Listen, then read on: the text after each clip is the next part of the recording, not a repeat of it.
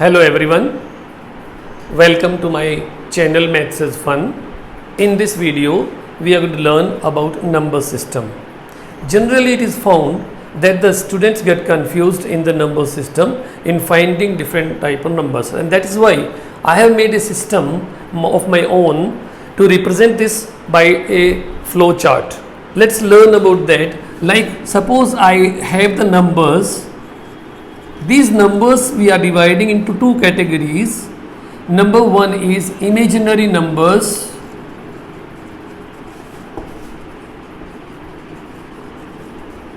which are also known as non-real numbers.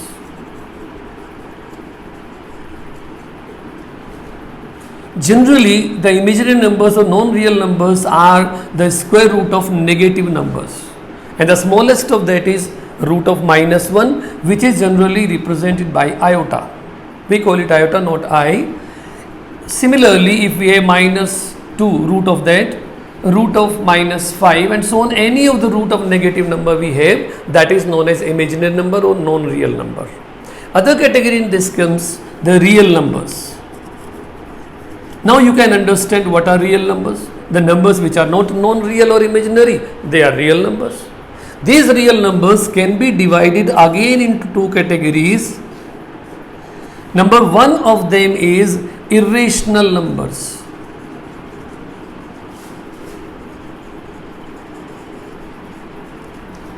What are irrational numbers?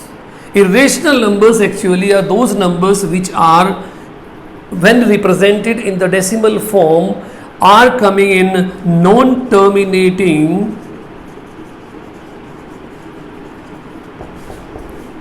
and non-recurring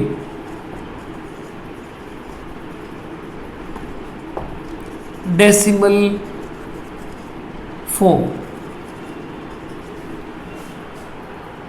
Like suppose we have root 2.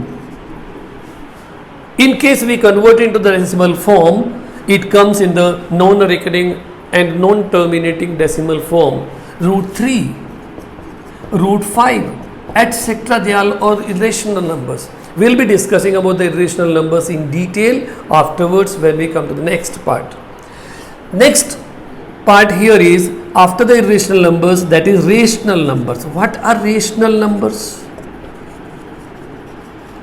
Rational numbers are those numbers which can be represented in the form of P upon Q, where Q is not equal to 0 and P and Q are any integers. Now, these rational numbers can further be divided into some of the categories. Number one of them comes as natural numbers. Natural numbers are starting from 1, 2, 3, etc. They are all known as natural numbers. You know, the other name given to the natural numbers is also counting numbers. The second category that comes as whole numbers. If we include 0 in the natural numbers, then it becomes a part of whole numbers 0, 1, 2, 3 and so on. It goes up to infinity. Now, the next comes after the whole numbers coming integers. What are integers? They are all numbers negative and positive in which the denominator is 1. Of course, we see in natural numbers and whole numbers. You may ask me where it is in the form of P upon Q. Yes, they are in the form of P upon Q because the denominator in each case is 1. Same way, integers also are carrying all the numbers which are negative or positive in which the denominator is 1. Like we write -3, -2, -1, 0, 1, 2, 3 and so on. You know why I have written negative numbers on the left and positive on right? Because in the number line also you find like number line is here, 0 is here. We take all the negative numbers on the left and the positive numbers we take on the right side of it. The same way we are writing also, representation also is done the same way. Now the next category we can take in this is fractions. When we come to the fractions, fractions can also be taken as P upon Q, but in this case Q is not equal to 1 necessarily. Like suppose we have 2 upon 3, 5 upon 4 and so on. Fractions we can also divide into two categories. One are known as vulgar fractions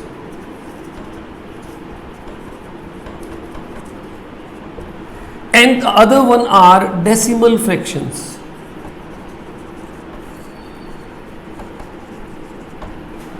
Let's discuss now about the fractions in detail. These fractions, as I have shown you there, divided into two parts. One is vulgar fraction, another decimal fractions. What are vulgar fractions? Actually, vulgar fractions are those fractions in which we have denominator not necessarily as 1. Like we have 2 upon 3, 4 upon 5, 6 upon 20 and so on. Decimal fractions actually are the representation of the same vulgar fractions only, but we write them like 0.25, 3.216 and so on. These are all known as decimal fractions. We have converted the vulgar fractions into decimal fractions. They may be terminating, non-terminating. We will discuss in detail later. Vulgar fractions can also be divided into two parts now. They are, number one, proper fractions, and number two are improper fractions.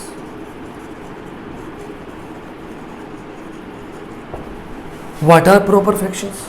Proper fractions are those which are in the form of P upon Q and P is less than Q.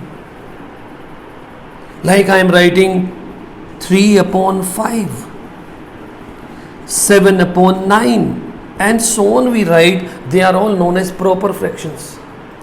Improper fractions are those in which we find when they are represented in P upon Q, P is greater than Q.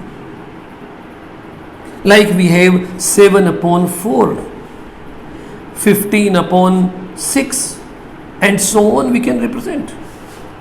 Now these improper fractions can also be converted into the other form. We call them mixed forms. We call it as mixed form. Why it is mixed form? How it is known as mixed form? What is the meaning of mixed form? Let's learn. Like 7 upon 4. If I divide this 7 by 4, 4 1 ja 4 and remainder is 3.